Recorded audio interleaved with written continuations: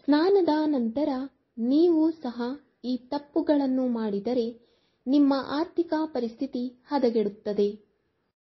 ವಾಸ್ತುಶಾಸ್ತ್ರದಲ್ಲಿ ಮನೆ ಕಟ್ಟುವುದರಿಂದ ಹಿಡಿದು ಮನೆಯಲ್ಲಿ ಇಟ್ಟಿರುವ ವಸ್ತುಗಳ ಬಳಕೆ ಹೇಗೆ ಇವೆಲ್ಲವನ್ನು ವಿವರವಾಗಿ ವಿವರಿಸಲಾಗಿದೆ. ವಾಸ್ತುದಲ್ಲಿ ಸ್ನಾನದ ನಿಯಮಗಳನ್ನು ವಿವರಿಸಲಾಗಿದೆ. ಸಾಮಾನ್ಯವಾಗಿ ಜನರು ತಮ್ಮ ದೇಹವನ್ನು ಸ್ವಚ್ಛವಾಗಿಟ್ಟುಕೊಳ್ಳಲು ಸ್ನಾನ ಮಾಡುತ್ತಾರೆ, ಆದರೆ ಸ್ನಾನಗೃಹವನ್ನು ಕೊಳಕು ಬಿಡುತ್ತಾರೆ. ವಾಸ್ತು ಪ್ರಕಾರ ಈ ಅಭ್ಯಾಸಗಳನ್ನು ಬಹಳ ದೋಷಯುಕ್ತವೆಂದು ಪರಿಗಣಿಸಲಾಗುತ್ತದೆ. ಸ್ನಾನ ಮಾಡುವಾಗ ನೀವು ಯಾವ ರೀತಿಯ ತಪ್ಪುಗಳನ್ನು ಮಾಡುತ್ತೀರಿ, ಹೇಗೆ ಮಾಡಬಾರದು ಎಂದು ತಿಳಿಯಿರಿ. 1. ಸ್ನಾನದ ನಂತರ ಬಾತ್ರೂಮ್ ಅನ್ನು ಎಂದಿಗೂ ಕೊಳಕು ಬಿಡಬೇಡಿ. ಸ್ನಾನ ಮುಗಿಸಿ ಹೊರಗೆ ಬರುವಾಗ ಬಾತ್ರೂಮ್ ಸ್ವಚ್ಛವಾಗಿದೆಯೇ ಅಥವಾ ಇಲ್ಲವೇ ಎಂಬುದನ್ನು ಪರೀಕ್ಷಿಸಿಕೊಳ್ಳಿ. 2. ಸ್ನಾನಗೃಹವನ್ನು ಕೊಳಕು ಇಟ್ಟುಕೊಳ್ಳುವುದರಿಂದ ರಾಹು ಮತ್ತು ಕೇತುಗಳಿಗೆ ಕೋಪ ಬರುತ್ತದೆ ಎಂದು ನಂಬಲಾಗಿದೆ. ಇದು ಮಾನವರ ಮೇಲೆ ನಕಾರಾತ್ಮಕ ಪರಿಣಾಮ ಬೀರುತ್ತದೆ. 3. ಸ್ನಾನಕ್ಕೆ ಹೋದಾಗ ತಪ್ಪಿದರೂ ಒದ್ದೆ ಬಟ್ಟೆಯನ್ನು ಬಾತ್ರೂಮ್ನಲ್ಲಿ ಇಡಬೇಡಿ, ಏಕೆಂದರೆ ಇದು ವಾಸ್ತುವಿನ ಪ್ರಮುಖ ದೋಷವೆಂದು ಪರಿಗಣಿಸಲಾಗಿದೆ. 4. ಸ್ನಾನ ಮಾಡುವ ಮೊದಲು ಕೊಳಕು ಬಟ್ಟೆಗಳನ್ನು ಯಾವಾಗಲೂ ತೊಳೆಯಬೇಕು. ಸ್ನಾನದ ನಂತರ ಕೊಳಕು ಬಟ್ಟೆಗಳನ್ನು ತೊಳೆಯಬಾರದು. 5. ಬಟ್ಟೆ ಒಗೆದ ನಂತರ ಅವುಗಳನ್ನು ಇಟ್ಟುಕೊಳ್ಳಬೇಡಿ, ಆದರೆ ತಕ್ಷಣ ಒಣಗಲು ಅವುಗಳನ್ನು ಹಾಕಿ. 6. ಬಟ್ಟೆ ಒಗೆದ ನಂತರ ಉಳಿದಿರುವ ಕೊಳಕು ನೀರನ್ನು ತಕ್ಷಣವೇ ಎಸೆಯಿರಿ.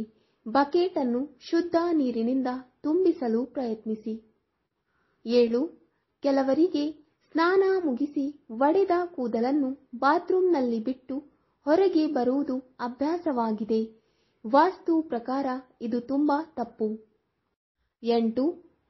ತಲೆ ಸ್ನಾನದ ನಂತರ ಮುರಿದ ಕೂದಲನ್ನು ಬಾತ್ರೂಮ್ನಲ್ಲಿ ಬಿಡುವುದರಿಂದ ಶನಿದೇವ ಮತ್ತು ಮಂಗಳ ದೇವ ಕೋಪಗೊಳ್ಳುತ್ತಾರೆ ಮತ್ತು ನಿಮಗೆ ಕೆಟ್ಟ ಫಲಿತಾಂಶಗಳನ್ನು ನೀಡಲು ಪ್ರಾರಂಭಿಸುತ್ತಾರೆ. ಮುಗಿದು ಹೋದ ಕೆಲಸವು ಹಾಳಾಗಲು ಪ್ರಾರಂಭವಾಗುತ್ತದೆ. 9. ಇಷ್ಟೇ ಅಲ್ಲ, ಎಷ್ಟೇ ಪ್ರಯತ್ನ ಪಟ್ಟರೂ ಪ್ರಗತಿ ಕಾಣದೆ ಅನಾವಶ್ಯಕವಾಗಿ ಹರಸಾಹಸ ಪಡಬೇಕಾಗುತ್ತದೆ. 10. ಸ್ನಾನದ ನಂತರ ಸರಿಯಾಗಿ ನಲ್ಲಿಯನ್ನು ಮುಚ್ಚಿ, ಏಕೆಂದರೆ ಹರಿಯುವ ನೀರು ವಾಸ್ತು ದೋಷಗಳನ್ನು ಉಂಟುಮಾಡುತ್ತದೆ. ಇದರಿಂದ ನೀರು ವ್ಯರ್ಥವಾಗುವುದಲ್ಲದೆ ಹಣ ಮತ್ತು ಗೌರವದ ನಷ್ಟವೂ ಉಂಟಾಗುತ್ತದೆ. 11. ಸ್ನಾನದ ನಂತರ ಜನರು ಬಕೆಟ್ನಲ್ಲಿ ಉಳಿದ ನೀರನ್ನು ಹಾಗೆ ಬಿಡುತ್ತಾರೆ. ಇದನ್ನು ಮಾಡಬೇಡಿ. 12. ಬಾತ್ರೂಮ್ನಲ್ಲಿ ಖಾಲಿ ಬಕೆಟ್ ಬಿಡಬೇಡಿ. ಸ್ನಾನದ ನಂತರ ಬಕೆಟ್ ಅನ್ನು ನೀರಿನಿಂದ ತುಂಬಿಸಿ. ಅದು ತುಂಬಿಲ್ಲದಿದ್ದರೆ ಬಕೆಟ್ ಅನ್ನು ತಲೆಕೆಳಗಾಗಿ ಇರಿಸಿ. 13. ವಾಸ್ತು ಪ್ರಕಾರ ನೀರಿನ ಪಾತ್ರೆಗಳನ್ನು ಖಾಲಿ ಬಿಡುವುದರಿಂದ ಆರ್ಥಿಕ ಬಿಕ್ಕಟ್ಟು ಉಂಟಾಗುತ್ತದೆ. 14.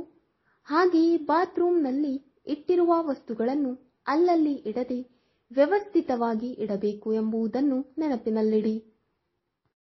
15. ಕೆಲವರು ಸ್ನಾನದ ನಂತರ ಬಾತ್ರೂಮ್ನಲ್ಲಿ ಕೊಳಕು ಸೋಪಿನ ನೀರನ್ನು ಬಿಟ್ಟು ಹೊರಗೆ ಬರುತ್ತಾರೆ. ನಿಮ್ಮ ಈ ಅಭ್ಯಾಸವು ನಿಮ್ಮನ್ನು ಬಡವರನ್ನಾಗಿ ಮಾಡಬಹುದು. ಬಾತ್ರೂಮ್ನಲ್ಲಿ ಕೊಳಕು ನೀರನ್ನು ಬಿಡುವುದು ತುಂಬಾ ತಪ್ಪು ಎಂದು ಪರಿಗಣಿಸಲಾಗಿದೆ. ಆದರೆ ನಿಮ್ಮ ಈ ಅಭ್ಯಾಸದಿಂದಾಗಿ ರಾಹು ಮತ್ತು ಕೇತುಗಳು ನಿಮ್ಮ ಮೇಲೆ ಕೋಪಗೊಳ್ಳಬಹುದು ಎಂದು ಜ್ಯೋತಿಷ್ಯದಲ್ಲಿ ಹೇಳಲಾಗುತ್ತದೆ. ರಾಹು ಮತ್ತು ಕೇತುಗಳು ಸ್ವಚ್ಛವಾಗಿ ಬದುಕದ ಜನರ ಮೇಲೆ ತಮ್ಮ ಋಣಾತ್ಮಕ ಪರಿಣಾಮಗಳನ್ನು ತೋರಿಸುತ್ತಾರೆ ಮತ್ತು ಮೇಲಾಗಿ ಅಂತಹ ಜನರು ಶನಿಯ ಕೋಪವನ್ನು ಎದುರಿಸಲು ಸಿದ್ಧರಾಗಿರಬೇಕು. ಇದಲ್ಲದೆ ಬಾತ್ರೂಮ್ನಲ್ಲಿ ಕೊಳಕು ನೀರು ಬಿಡುವುದರಿಂದ ವರುಣನಿಗೂ ಕೋಪ ಬರುತ್ತದೆ. ನಿಮ್ಮ ಈ ಅಭ್ಯಾಸದಿಂದಾಗಿ ಮನೆ ಹಣವನ್ನು ಕಳೆದುಕೊಳ್ಳಲು ಪ್ರಾರಂಭಿಸುತ್ತದೆ. ವೀಕ್ಷಕರೇ, ಈ ವಿಡಿಯೋ ಇಷ್ಟವಾದಲ್ಲಿ ಲೈಕ್, ಶೇರ್ ಅಂಡ್ ಕಮೆಂಟ್ ಮಾಡಿ. ಮುಂದಿನ ವಿಡಿಯೋಸ್ಗಳಿಗಾಗಿ ಚಾನೆಲ್ ಅನ್ನು ಸಬ್ಸ್ಕ್ರೈಬ್ ಮಾಡಿ. ಧನ್ಯವಾದಗಳು.